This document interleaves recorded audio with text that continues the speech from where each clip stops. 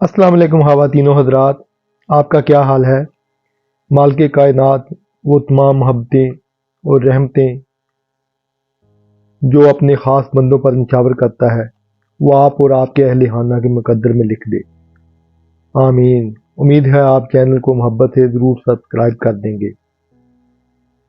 لیجئے پارٹ 9 کی طرف بڑھتے ہیں۔ میٹنگ ختم ہونے کے کچھ دن بعد ایک شخص کو کتابوں کی دکانوں سے ہڈیاں اکٹھا کرنے کا کام سونپ دیا گیا۔ یہ اس شخص کا جدی پشتی پیشہ تھا۔ ذمہ داری ملتے ہی اس شخص نے کئی ذبح خانوں کا رخ کر لیا۔ اس نے روزانہ مختلف جانوروں کی ہڈیاں کے ٹرک بھر بھر کر دفتر کے کھاتے میں اکٹھا کرنے شروع کر دیے۔ ان ہڈیوں میں بعض اوقات انسانوں کی ہڈیاں بھی شامل ہوتی تھیں، جن کو میں اکثر دیکھتا رہتا تھا اور ہڈیوں کے ڈھیروں میں ہی گم کر دیتا تھا۔ یہ انسانی ہڈیاں کہاں سے آتی تھیں؟ ان ہڈیوں کو جانوروں کی ہڈیوں میں کون شامل کرتا تھا؟ میں نہیں جانتا تھا۔ نہ میں نے کبھی کھوج لگانے کی کوشش کی کہ دنیا میں کیا نہیں ہوتا۔ میں تو اپنی پریشانیوں میں الجھا ہوا تھا۔ ہڈیوں کے آس پاس خیمے تان کر ان کو ڈھانپ دیا گیا تاکہ ہڈیاں ہوائی چیزوں، کتوں، بلیوں اور پرندوں سے محفوظ رہیں، کیونکہ اس علاقے میں گدھ، چیلیں اور کوے اکثر پرواز کرتے ہوئے نظر آتے تھے۔ ہڈیوں کے ساتھ ساتھ کچھ گوشت لگا رہنے کی وجہ سے ناگوار بوئیں ماحول کو پراگندہ کرتی رہتی تھی۔ خیموں کے اندر اور باہر مکھیاں بنبناتے ہوئے ہڈیوں کے ساتھ لگے ہوئے مختلف جانوروں کے گوشت کے ذائقوں پر تبادلہ خیال کرتی ہوئی بھی نظر آتی تھی۔ اس کے علاوہ ندوہ سے چند کلومیٹر کے فاصلے پر ایک ایکسچینج بنانے کا آغاز بھی کر دیا گیا۔ میٹنگ سے فارغ ہو کر ایک دن میں موبائل فون پر مقدس کو اطلاع کر کے اس کے پاس پہنچ گیا اور اسے اس کے ناقص مشورے کی رپورٹ پیش کر دی۔ وہ مجھے ایک عامل کے پاس مشاورت کے لیے لے گیا جو کہ عمر رسیدہ اور لمبی زلفوں والا تھا۔ اس نے ڈھیلا ڈالا سفید عبایا پہنا ہوا تھا، سر پر سفید ٹوپی اوڑھ رکھی تھی، رنگ سیاہ تھا۔ دانت اور آنکھیں سفید تھیں، زبان سرخ، پیر سخت اور کٹے پھٹے تھے، ننگے پاؤں پھرتا رہتا تھا، کبھی کبھار ریگستانی بچھوؤں کو پاؤں کے نیچے مسل کر مار دیتا تھا۔ ایک تو ویسے ہی بدبو تھا، دوسرے گرم ریگستانی ہواؤں نے اس کی جلد کو سیاہ کر دیا تھا۔ بازوؤں پر ناڑیں ایسے پھولی ہوئی تھی جیسے دراڑیں پڑی ہوں۔ انتہائی سادہ طبیعت شخص تھا۔ آنکھوں کی گہرائی سے وہ کوئی پہنچا ہوا دور اندیش تجربہ کار شخص دکھتا تھا۔ لالچ، حسد، بغض کے بغیر زندگی بسر کر رہا تھا۔ ریگستانی سانپ اور بچھوؤں کے کانٹے کا فری دم درود کرتا تھا۔ نظر نیاز میں اونٹوں کا دودھ لے کر بستی کے غریبوں میں خیرات کر دیتا تھا۔ کچھ ٹونے ٹوٹکے جانتا تھا، اس لیے لوگ اس کے پاس مشاورت کے لیے آتے رہتے تھے۔ علاوہ ازیں کن پیلوں کے علاج کا بھی ماہر تھا۔ بدو طبیعت ہونے کی وجہ سے اس کی شخصیت کسی بھی طرح متاثر کن نہیں تھی، لیکن باتیں بڑی متاثر کن کرتا تھا۔ خدمت کے کام کرتے ہوئے کسی شعلے کو ٹکٹکی باندھ کر دیکھتا رہتا تھا۔ مجھے دیکھ کر اس نے خوش کن اپنائیت کا اظہار کیا۔ اس کا نام عیسیٰ خلیل تھا۔ میں جب اس سے ملاقات کے لیے گیا تو کسی عمل کے تحت اپنے حجرے میں چار پائی الٹی کر کے بیٹھا ہوا تھا، جس کے پائے آسمان کی طرف تھے اور پایوں پر رنگ برنگی ڈوریاں بندھی ہوئی تھی۔ حجرے کی چھت پر واجبی سی کھجور کے پتوں کی تھی۔ اس چھت کے نیچے دو اور چار پائیاں بچھی ہوئی تھی، دو بینچ رکھے تھے، ایک بڑی کھجور کی چٹائی بچھی ہوئی تھی۔ بینچوں اور چٹائی پر سائل بیٹھے ہوئے تھے۔ مجھ کو دیکھ کر عیسیٰ خلیل نے سب لوگوں کو اشارے سے چلے جانے کے لیے کہا۔ سب لوگ الوداعی سلام کر کے اٹھ کر چلے گئے۔ میں نے اپنا مدح بیان کرنا چاہا تو عیسیٰ خلیل نے صاف دیوار کی طرف دیکھ کر کہا، میں جانتا ہوں۔ دیوار پر اس کا موکل کھڑا تھا جو کہ صرف اس کو نظر آ رہا تھا۔ میرے چہرے پر حیرت کے آثار دیکھ کر عیسیٰ خلیل نے کہا، یہ بات ہر ایک کو پتہ ہے، اس مسئلے کے حل کے لیے تم نے میرا دروازہ کھٹکھٹایا ہے۔ میں تمہارے مسئلے سے اتفاق کرتا ہوں، مگر وجہ یہ ہے سائنسی ایجادات کے آنے سے دنیا میں روحانیت کم ہو رہی ہے اور شیطانیت زیادہ، یعنی آسانی میں بدعنوانی ہے۔ آج دنیا پر قیامت گزر رہی ہے، اس کا آخری وقت بے انتہا بھیانک ہوگا۔ آج ہر شخص کے پاس سائنسی آلے ہیں جنہوں نے قیامت کے اثرات کو انسان کے قریب کر دیا ہے۔ ہر لمحہ تبدیلی لے کر آ رہا ہے۔ دور اندیش انسان تو کہتے ہیں انسان کو سہولیات نے مالک کائنات سے دور کر دیا ہے۔ انسان سے دور ہوتا چلا جا رہا ہے۔ ایک وقت آئے گا انسان ان ایجادات کے بارے میں سوچنے پر مجبور ہو جائیں گے۔ سر جوڑ کر بیٹھیں گے، کانفرنسیں منعقد کریں گے۔ ان ایجادات کو جن میں بے شمار سہولیات میسر ہیں اگر زندگی سے نکال دیا جائے تو انسان سکون میں آ جائیں گے۔ ابھی تو یہ ان سائنسی آلات کی ابتدائی تصویر ہے۔ انسان ان کے ہوتے ہوئے خود کو بھول چکا ہے۔ ایسی بھی کیا بے اتنائی کہ انسان نے ان کو دوست بنا کر نہ صرف اپنا سکون کھو دیا بلکہ خونی رشتہ داروں کو بھی کھو دیا، اور دوسرے لوگوں کی تو بات ہی کچھ اور ہے۔ میں اس کی باتوں سے متاثر ہوئے بغیر نہ رہ سکا اور سنتے ہوئے تعجب سے پہلو بدل لیا۔ عیسیٰ خلیل میرے پہلو بدلنے سے جھوٹ موٹ مسکرایا اور پوچھا، مگر اس سونا کھونے کی ابتدا کیسے ہوئی؟ بس مجھے گرمی تنگ کر رہی تھی اور میں صحرا میں کھانا کھانے بیٹھ گیا اور جنات کے شکنجے میں آ گیا، میں نے جواب دیا۔ کیا تم اس قدر لاپرواہ تھے جس کو قطعاً یہ خیال نہ آیا کہ اس سونے سے بے شمار لوگوں کا روزگار وابستہ ہے؟ عیسیٰ خلیل نے غصے کا اظہار فرماتے ہوئے کہا۔ میں عیسیٰ خلیل کے جواب کا برا ماننے کی بجائے انسانی جذبات پر غور کرنے لگا کہ سائنسی ایجادات میں سے موبائل فون نے انسان کو کیا سے کیا بنا دیا ہے، حالانکہ اس ساری ڈیل میں موبائل فون ہی اہم محرک تھا۔ تو کیا موبائل فون ہی اس نقصان کا ذمہ دار ہے؟ نہیں۔ اور جہاں میں رکا تھا مجھے کیا معلوم تھا یہ جنات کا بسیرا ہے۔ عیسیٰ خلیل کو مجھ سے ایسی باتیں نہیں کرنی چاہیے۔ اس آلے نے انسانی ذہن پر اس قدر بوجھ بڑھا دیا ہے کہ انسان اس کے ذریعے ہر بات سے آگاہ ہونے کا متمنی رہتا ہے۔ سوچ بچار کرنے والے لوگ اس کو کھلونا کہتے ہیں۔ اس سے انسان میں ایک بے کیفی کی کیفیت پیدا ہو چکی ہے اور یہ کام دن بدن دنیا کے کونے کونے میں پھیلتا جا رہا ہے کہ زندگی کا سکون اور بے سکونی ان ایجادات بنانے والوں کی مرہون منت ہو کر رہ گئی ہے۔ عیسیٰ خلیل کچھ باتیں کر کے خلا میں دیکھنے لگا۔ اتنی دیر میں عیسیٰ خلیل سے ملتی جلتی شکل کا ایک شخص ایک ٹرے اٹھائے ہوئے ہمارے پاس آیا اور ٹرے ہمارے سامنے رکھ کر چلا گیا۔ میں ان دونوں کی شکلوں میں مماثلت دیکھ کر حیرتوں کی گہرائی میں ڈوب گیا۔ عیسیٰ خلیل نے میری حیرت دیکھتے ہوئے کہا، گھبراؤ نہیں، یہ میرا موکل ہے جو میری خدمت کے فرائض انجام دیتا ہے۔ پلیٹ پکڑو اور کھیر کھاؤ، یہ اونٹنی کے دودھ کی کھیر ہے۔ میری باتیں سن کر تم انحراف نہیں کرو گے۔ میں نے سب کچھ مبنی بر حقیقت بیان کیا ہے۔ اس آلے کی لذتوں اور راحتوں کے پیچھے وقت کا ضیاع، بے سکونی اور روحانیت سے دوری پوشیدہ ہے۔ میں چاہتا تھا کہ عیسیٰ خلیل میرے مسئلے کی طرف آئے اور اس کا حل بیان کرے۔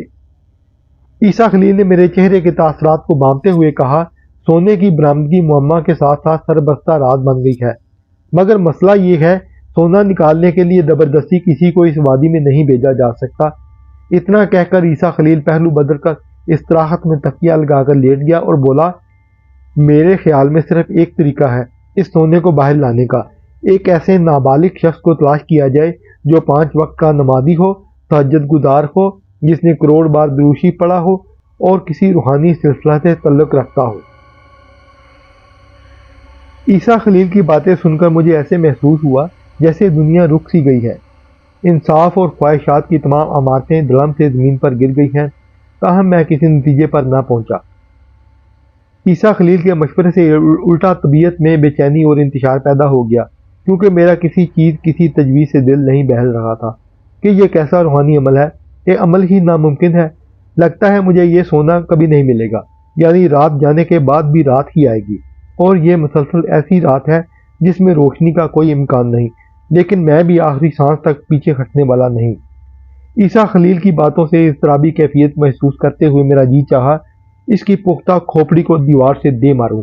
اچانک میرے دل میں یہ خیال پیدا ہوا، اگر کسی نے میرا ساتھ نہ دیا تو میں اکیلا ہی سونے کے حصول کے لیے صحرا کے اندر چلا جاؤں گا۔ ایک اور خیال نے میرے ارادے کو نیست و نابود کر دیا۔ میں اتنا بھی نکما نہیں کہ اکیلا ہی اس موت کی آگ میں کود جاؤں۔ افسوس مجھے اس مشکل نے کسی کام کا نہیں رہنے دیا۔ چند دن پہلے مجھے مقدس نے مشورہ دیا تھا، فی الحال کچھ دن کے لیے اس کام کو مؤخر کر دو، جذبات میں کوئی حماقت نہ کرنا، لہذا فی الحال لاک ڈاؤن۔ ایسا شخص کہاں ملے گا جو نابالغ ہو، 5 وقت کا نمازی ہو، تہجد گزار ہو اور کروڑ بار دروشی پڑھا ہو؟ ایسا تو کوئی فرشتہ نہیں مل سکتا۔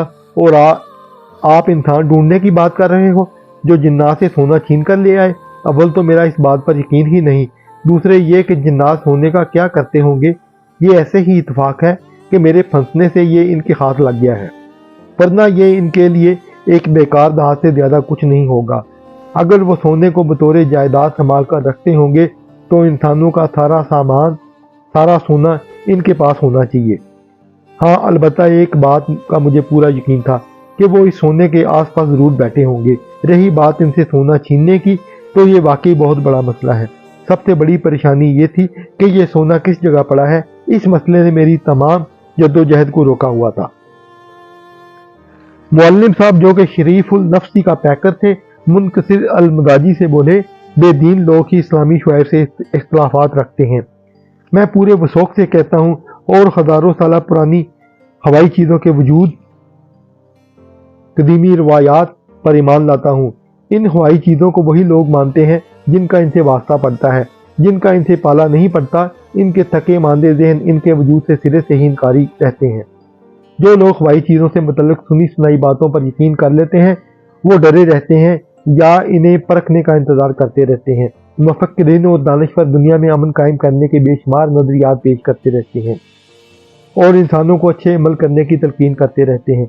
بچوں کے ماں باپ سے لے کر بوڑھے استاد تک سب اس بات کو نظر انداز کرتے ہوئے بھول جاتے ہیں کہ دنیا میں جیسے جیسے جہاں جہاں رات کا اندھیرا غالب آنا شروع ہوتا ہے، اس رات کے اندھیرے میں ہزاروں ایسی مخلوقات بھی اپنے نہ نظر آنے والے ٹھکانوں سے باہر نکل آتی ہیں۔ انسانوں کے درمیان ہی ان کے مسکن ہوتے ہیں۔ سیاست کے ایوانوں سے لے کر گھر کے نجی معاملات تک بہت سے بدامنی ان کی طرف سے پیدا کی جاتی ہے۔ خواہی مخلوقات کا ہمیشہ سے یہ پسندیدہ مشغلہ رہا ہے کہ یہ انسانوں میں فریب نظر پیدا کر کے ان کو بھٹکانے کی کوشش کرتے ہیں۔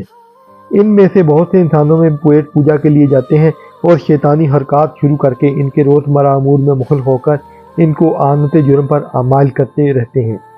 خواہ ایسے لوگ علم و عرفان کی سب سے اعلیٰ منزلوں پر فائز ہوں اور انسان ایک دوسرے کو نظر آتے ہوئے جرائم انجام دے رہے ہوتے ہیں، خواہ عملیات کے مروجہ طریقہ عبادت کے ذریعے یا گناہوں میں تربتر ہو کر مفادات کے حصول پر عمل کرتے ہوئے۔ لہذا اس دنیا میں امن قائم رہنے کا سوال کیسے پیدا ہوتا ہے؟ کیونکہ ان کو نہ نظر آنے والی آسیبی مخلوقات جرائم پر آمادہ کر رہی ہوتی ہیں۔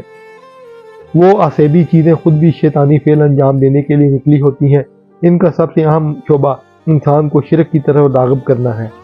ان کا زیادہ تر شکار وہ لوگ ہوتے ہیں جو رات کے اندھیرے میں ان کی دوستی کے فرائض انجام دے رہے ہوتے ہیں۔ البتہ نیکی اور اچھائی کی طرف راغب ذہن نہ صرف دنیا میں پرسکون رہتے ہیں بلکہ ان کی آخرت بھی بہتر ہو جاتی ہے۔ معلم صاحب بولے جا رہے تھے، میں ایسی بلا جواز اور غیر راجع الوقت تہمات پر کیسے ایمان لے آؤں؟ میں ہوائی مخلوقات سے متعلق ایسے حسد اور بغض سے بھرپور باتوں پر سیخ پا ہونے کے علاوہ کچھ نہیں کہہ سکتا۔ میں نے ان کو ٹوکتے ہوئے جواب دیا، لیکن انہوں نے میری بات سنی انسنی کر دی۔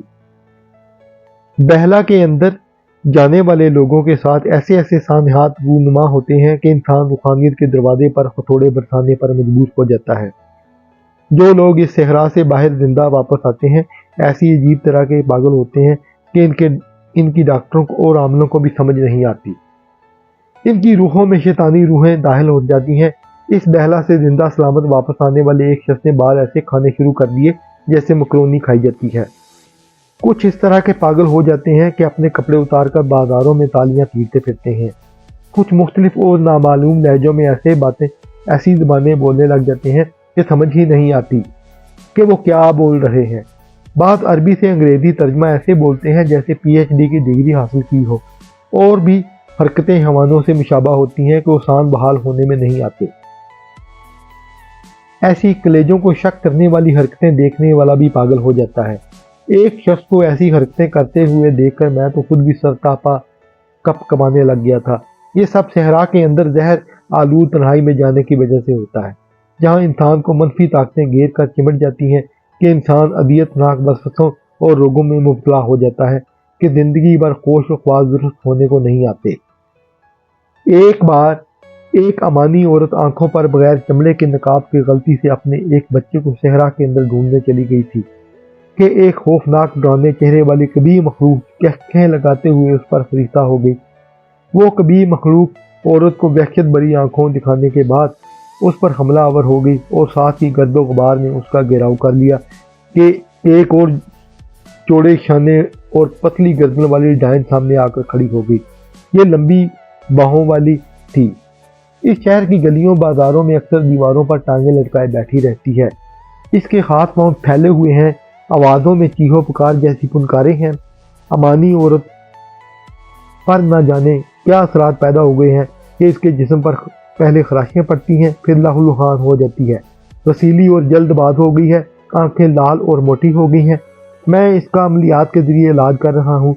इसको काफ़ी अफाका हासिल हो गया है, लेकिन इसके अंदर चुड़ैल का जहर आलूद लहजा मेरे काबू में नहीं आ रहा। खास तौर पर इसके साथ हम जिन्सों की सर्द महरी देखकर मुझे बहुत दुख होता है।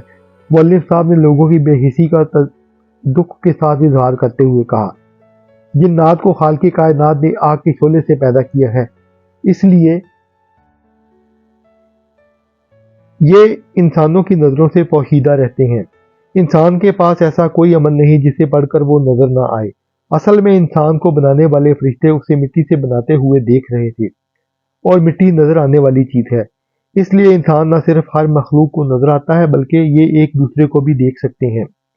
जिन्नात का तल्लुक सितारा मरीज से है। जब ये सितारा जायचा के 12वें घर में हो तो जिन्नात के हमले का ज्यादा खतरा होता है। ये कभी सांप, कभी कुत्ते, कभी दीगर जानवर और कभी चरिंद परिंद इंसान कोई भी रूप धार कर सामने आते हैं। ऐसा वो कब करते हैं? जब वो खुदी में मगन होते हैं, या जब इनके जहनों में शरारत होती है, या इंसान को देखकर इन पर अपना खौफ पैदा करना मकसूद होता है। तमाम जिन्नात शैतानी सिफात के मालिक नहीं होते और इस्लामी तरीका के मुताबिक इबादत गुजार भी होते हैं, कलाम पाक की तिलावत भी करते हैं। जिन्नात की तादाद इंसानों से कई गुना ज़्यादा है, क्योंकि ये दुनिया में इंसानों से बहुत पहले से आबाद हैं, और इंसान इस कुर्रे अर्ज़ पर आबाद होने वाली आखिरी मखलूक है। दिन इंसानों के जागने के लिए बनाया गया है, रात सोने के लिए, और रात ख्वाई मखलूकात के जागने के लिए बनाई गई है, और दिन सोने के लिए। ख्वाई मखलूकात की आबादी का शुमार या आबादी में कमी के खदशात दुरुस्त नहीं है। ना ही आज तक किसी इंसानी इदारे ने इनकी तादाद जानने की कोशिश की है, क्योंकि ये तो नज़र ही नहीं आते। यहाँ इंसानी अकल फेल है। मैं और मुकद्दस खामोशी से उनकी बातें सुनते रहे। ये इंसानों के दरमियान घरों में बैठे रहते हैं।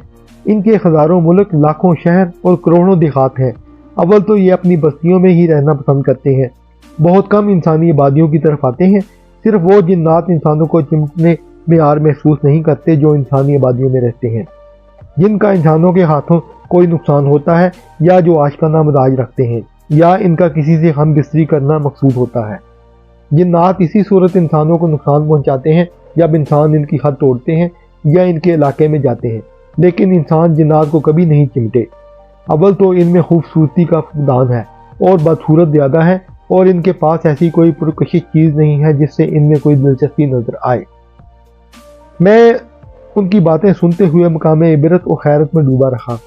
हर ख्वाही चीज़ की ताकत होती है जिसकी वजह से यह नामुमकिन कामों को मुमकिन में बदल देते हैं।